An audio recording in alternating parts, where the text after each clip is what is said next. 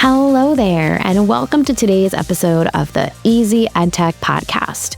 My name is Monica Burns, and I am so glad that you're here to join me today. If you want to make the most of education technology, aka EdTech, well, you are in the right place. My goal has always been to help make EdTech easier and give you ideas you can try yourself, share with a colleague, or bookmark for later in the school year. Every Tuesday here on the EdTech Podcast, you'll hear stories from my time in the classroom, the work I do now with schools and districts, and my travels to different EdTech events. Get ready for solo episodes where I share some quick tips and stories, and interviews full of practical ideas and stories from new guests each month. If we mention something you'd like to check out, make sure to click the link. You'll find it in the episode description or the summary area where you're listening to this podcast, or you can find every episode and all of the resources we mention by going to classtechtips.com/podcast, or by going to classtechtips.com and just clicking on the EdTech Podcast button at the top of the page. This episode is sponsored by my Amazon storefront. I've pulled together more than a dozen lists of my favorite gifts, books, and spring cleaning items for educators. My collections on Amazon make it easy to find all of my books written by EdTech Podcast guests, and so much more. Use the link classtechtips.com/Amazon to go straight to my Amazon storefront. That's classtechtips.com/Amazon. This week's episode is titled The Ultimate List of Classroom Newsletter Tips to Try This School Year. If you are sending out classroom newsletters, this episode is for you. Whether you send one out weekly, monthly, or just a few times a year, having a go-to system in place can help make this process so much easier. If you aren't sending out classroom newsletters yet, but are considering it, well, this episode is also for you too. Newsletters are a great way to share classroom highlights, upcoming events, and learning goals with families. So whether you're starting fresh or looking for some new classroom ideas, this episode has you covered. Now, I have sent a newsletter out for, I don't even know, years and years now, maybe not 10 years, but almost every Monday for as long as it feels like I can remember. I've sent out a newsletter to educators. Over 30,000 subscribers get my Monday newsletter each week. And if you're on that list, then you know it follows a really similar format each week. I have my sections, I plug in new info, I give some updates. It's, something I can schedule in advance. So I usually don't do it Monday morning. I schedule it, the end of the week before. And even if you're sending out a newsletter to 30 families, it can just save you so much time by having a system or a structure. And so we're going to talk about some digital tools, some AI-powered shortcuts today so that you can make this routine even easier than before. So we're going to go through some time-saving tips, some creative suggestions, things that can help you streamline your workflow and better connect with whoever's receiving your newsletter. I'm making some assumptions here, right, that your newsletter is going out to families, but you might have colleagues or you might have students on a newsletter list depending on the group that you're working with. So why should you consider sending a classroom newsletter? Well, it's a fantastic way to keep families informed and engaged, whether you send them out at the start of the month, each week, or the beginning of a new unit of study. They're a great way to communicate with families consistently. You might have a favorite communication app you use, and a newsletter might feel like an extension or a complement. to these daily updates or reminders. They can provide a space to celebrate student and classroom achievements, to highlight upcoming events, and share learning goals too. So whether your goal is to use a newsletter to help build community or support communication goals or create a stronger bond between home and school, there are plenty of directions you can go in. As you'll hear on today's list of tips, I am all about keeping things simple and consistent. And just like I mentioned with my newsletter, I love using templates, highlighting new content for readers each month, and sharing recommendations. And that might be where your head is at too, as we explore this topic. So I've got a handful of classroom newsletter tips for you. And the first one includes an AI connection, which use an AI chatbot to help create a template.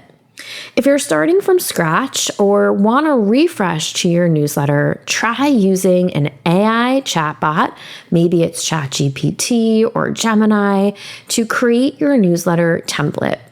You can describe in the chatbot, right where you're writing your prompt, the sections you want to include, like upcoming events or what we're learning or student shoutouts, and ask it to draft a layout for you. This is a great way to get a jump start and move from a blank page to a not so blank page and get you a structure you can tweak, customize, and reuse all year long. The next tip is to collaborate with colleagues to create a newsletter template. Collaborating with your colleagues can really help lighten the load and bring in some ideas that you might not have thought of. You could meet with your team and create a shared newsletter template, and maybe even divide up the sections or rotate who fills it in each month. You might use Google Doc for a collaborative setup like this. And if you've already created a template with the help of an AI chatbot, then everybody knows exactly what type of info they need to include. The next tip also includes your colleagues, and it's send a newsletter out as a grade level or department team. Instead of each teacher sending their own newsletter, consider sending one out as a grade level or department team. This can cut down on email overload for families too, and ensure that your messaging is super consistent as a group. If your school already uses Google Sites or Wakelet, you might even take a spin on the newsletter idea and create a landing page with updates from the whole team. So both Google Sites and Wakelet are collaborative, so it's a good option if you're looking for something for a group like your department level or a bunch of teachers who are working on the same grade.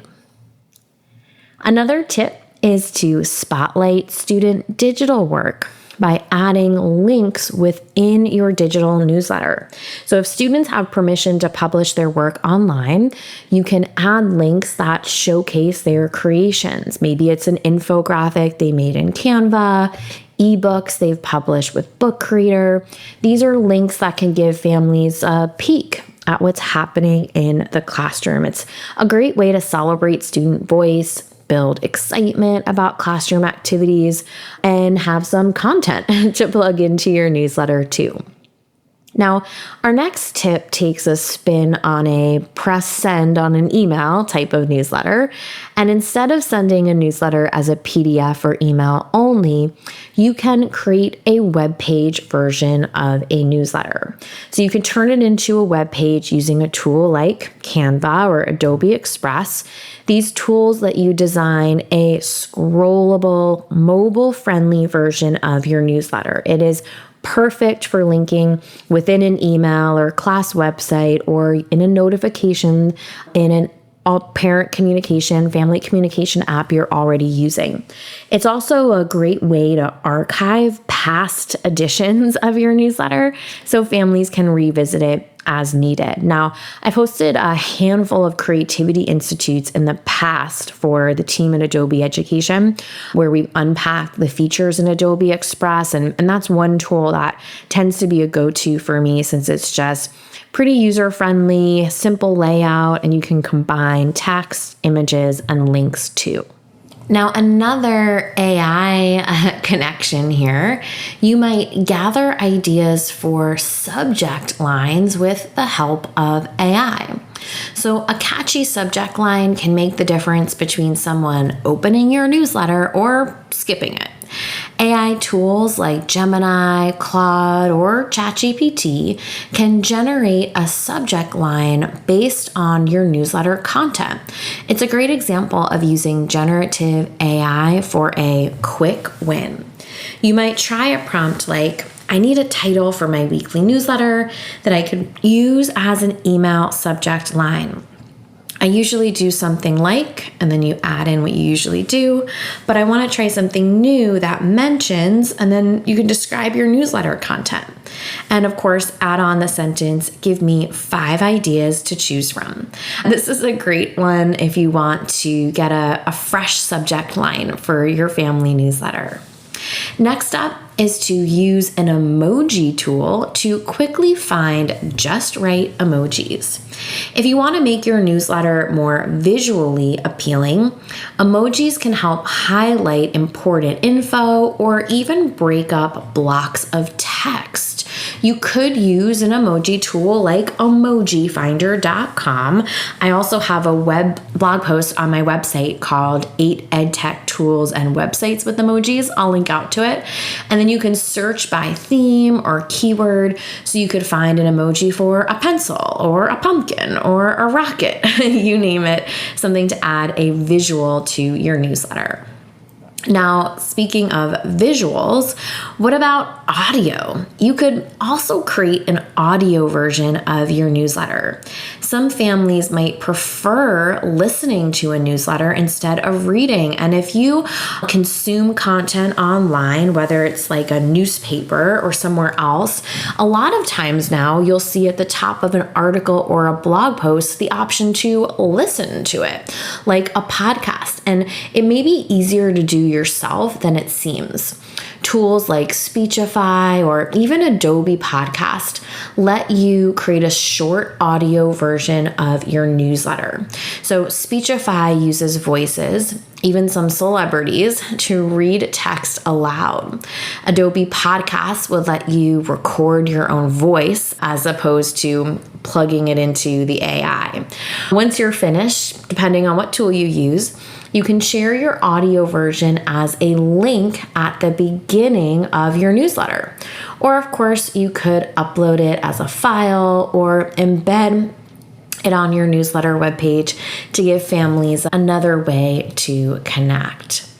Now, if you want to bring in another AI component, of course, that's a fun option here, right? You might decide to create an image using AI.